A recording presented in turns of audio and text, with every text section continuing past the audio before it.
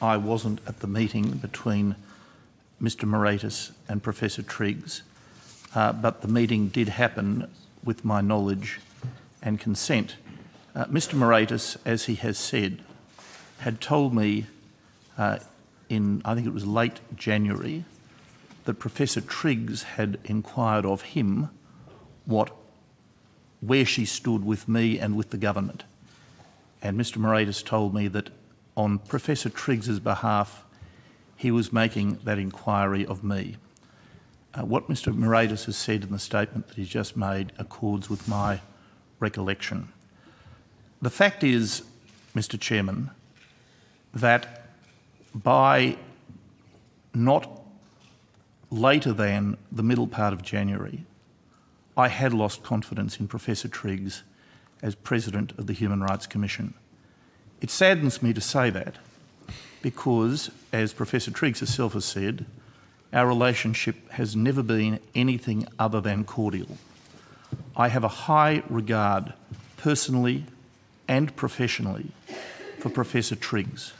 I like her personally. I am aware of her reputation as an international lawyer. In fact, I have read many of her published works on international law and one of her special subjects, namely international boundaries. So there was no ill will from me towards Professor Triggs.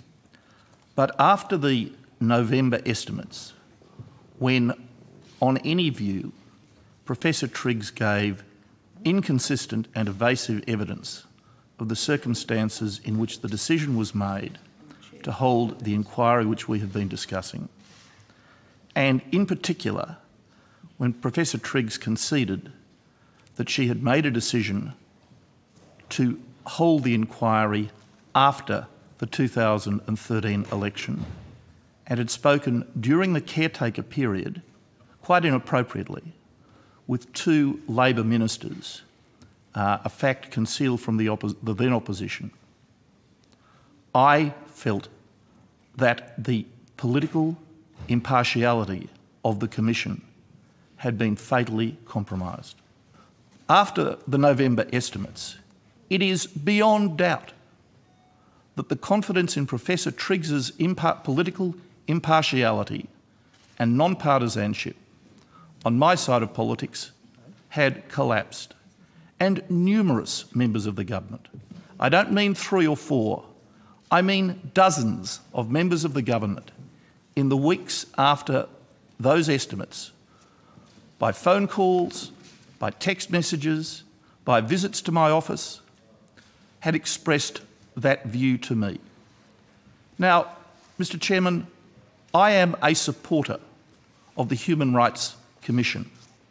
Not everyone on my side of politics is. Not everyone on my side of politics is. But I am a supporter of the Human Rights Commission. And it is... Just one moment, Minister. Clearly, some of the members of the committee don't want to hear what you're saying, so they're trying to shout you down. Very discourteous. It's contrary to standing orders, and I'd ask them to desist or leave the room. I think it's funny. And they think this You is... think it's funny. It's the This is a serious matter. Hypocrisy. Someone's been shown up for Senator Hanson-Young, would you please leave the room, please? I'm not leaving. Well, would you please be quiet and abide by standing orders? If you promise to do the same, Chair, I will. Finish my statement, please. Yes, I'm trying to give you the opportunity of being heard, Senator Brandis. With the yelling coming from both sides of this table, I was struggling to hear you. It is the case that I would be glad for Professor Triggs to be of service to the Australian government, but I'm afraid the fate of the Commission, the reputation of the Commission, will not survive the reputation for political partisanship, which I'm sorry to say that Professor Triggs has given it. Were any grounds for the request or the direction requirement for your resignation indicated? No, none at all. None at all. Was there any discussion of the forgotten children inquiry? I don't recall that we discussed that in particular, though obviously I drew my own conclusions. Was there any discussion of the Prime Minister's comments about you? No, and I'm not sure about the timing, to be perfectly honest. It might have been that comment by the Prime Minister was after, but I've frankly forgotten the chronology. Sorry, Professor Triggs. It was after, I'm told, yes. So there would have been no discussion then. Which comment by the Prime Minister?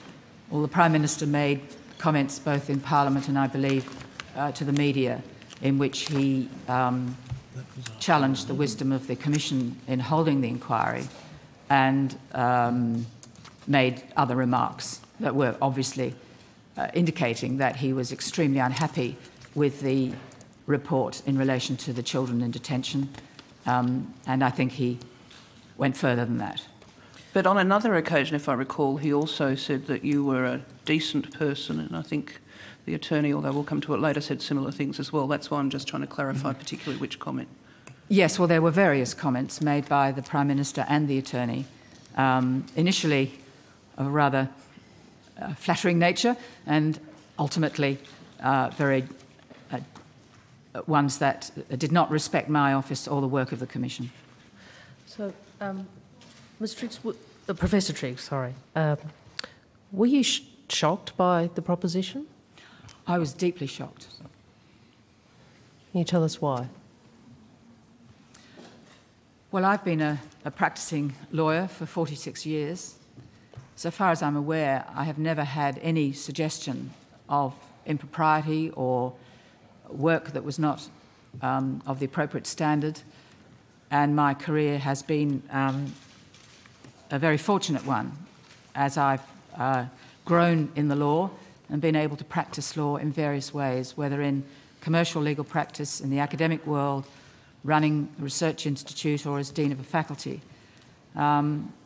Throughout all of those 46 years, I have never, ever had a suggestion that my work was not of an appropriate standard. And indeed, I'd only ever had remarks that confirmed the quality of my work. So when, not knowing the agenda of the Secretary's meeting with me on the 3rd of February, I was, of course, both surprised and very shocked that my resignation should be asked for. Obviously, it's the first time in my career that anyone's ever asked my resignation, so that was obviously a very difficult thing for me to deal with.